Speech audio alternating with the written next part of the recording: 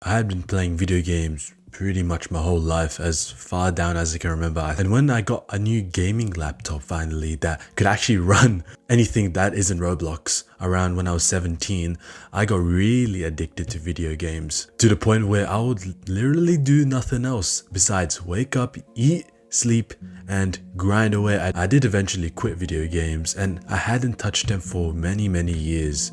Up until a couple months ago when my friends finally decided we're gonna revive our Minecraft server and we're gonna grind away at it. We're gonna play the new update that came out and it's gonna be real sick. We're gonna have a good time. I was kind of hesitant to play because I'm on this self-improvement journey, but I said, you know what, it's just one session. How bad could it possibly be? And I played for that Minecraft session and it was actually pretty fun. It was very fun. I had a good time with my boys. Some of them I hadn't seen in a while, so it was good to connect with them online. And then eventually everyone got off call and then everyone left the server except me. I continued to grind on the Minecraft server late into the night, and I justified myself. I said, oh, it's just one night. I've been so consistent with my habits so far. It's like, who cares? One night, I had one bad day, it is what it is. And then when I woke up the next day, I didn't even realize it. My brain was on autopilot. I opened up Minecraft again, logged back into the server, and grinded away the whole of the next day and the next day. And this happened for around 5 to 6 days, almost a week. I remember my friend, he actually has a schedule and a life and knows how to balance these things. So after he studied, he logged into the server by himself to just play by himself, and I was grinding away at it. So when he joined, he saw my name, or Isa Ahmed's logged into the server, and he called me out, and it was a real embarrassing moment for me. It was kind of funny. He's like, oh Isa, why are you on the server at 11 a.m? Or don't you have better stuff to do? And it was like a haha funny moment, and we moved on. But when he said that, it made me almost self-reflect and made me snap back into reality.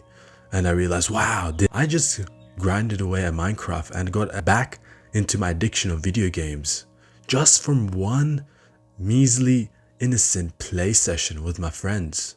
That one play session costed me my entire week. If my friend didn't call me out on it, who knows how long I would have continued to grind away. And then I thought about it even more, and I thought, my friend who called me out, he studies really hard, he gets really good grades, he does a whole bunch of fitness stuff. So then why is he able to play video games? Even when I have a busy schedule, I do have stuff I have to do. I have tasks to complete for each day. So even when I have those tasks in front of me, why do I neglect them and just grind away at video games instead? This really bothered me. I don't know why.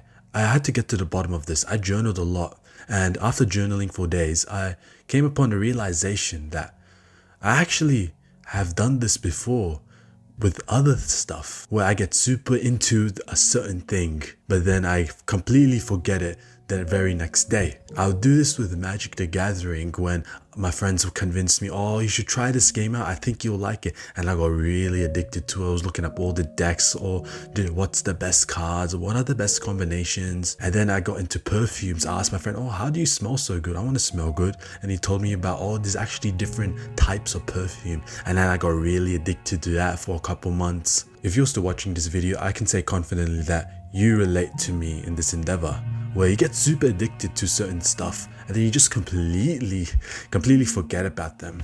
And it's because you and I have what we can call an addictive personality, where we get super addicted to certain things and we can't really moderate them at all, because it's just the way our brains are wired. It's either we're all in, doing it all the time, or we're not doing it at all. And there's no really in between when it comes to these certain tasks, which is annoying, right? Because I just want to have fun with my friends. I just wanted to have a very innocent play session, and I've just wasted a whole week of my life. How much more progress would I have made towards my goals if I didn't waste this week? Maybe this would have been the week that I popped off on all my goals and I would have started to actually make progress. But now I have some catching up to do because I wasted this week. I hear a lot of people online, they'll say, oh, you should play video games. Video games are super nice, super stimulating. They say when you play more video games, your hand-eye coordination starts to get better. You start to think more strategically, you start to think instead of super emotionally, you keep your temper down and you think through things logically. And those are definitely benefits. Along top of that, video games, they are fun.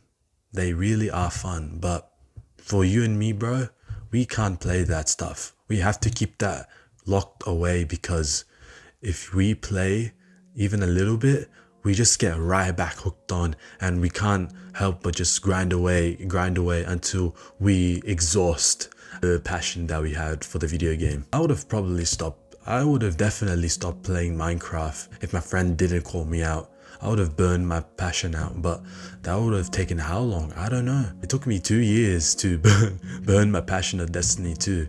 In that 2 years, I grinded 4,500 hours.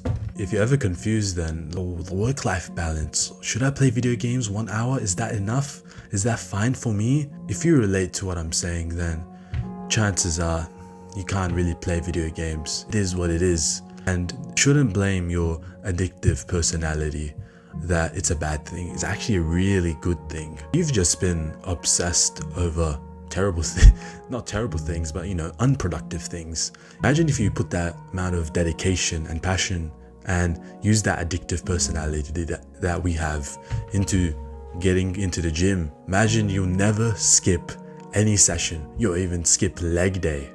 You'll be just super addicted to the gym. You'll make so much more progress than everyone else. Or you get addicted to working into your work. You find something that you actually really do enjoy, and you get super obsessed over it 24/7. It's on your mind and you're thinking about it all the time. But it's work, right? So the more work you put into whatever it is you're doing, business, career, studying, you put more effort into it, you actually just benefit yourself. You start to make more money, gain more status, etc, etc, etc. Our addictive personality is a fantastic thing. We just so happen to live in an age where we have a bunch of addictive things that are terrible for us at the same time. So we got to be a little careful. Your brain is a tool at the end of the day. It's ultimately your choice how you choose to use that tool.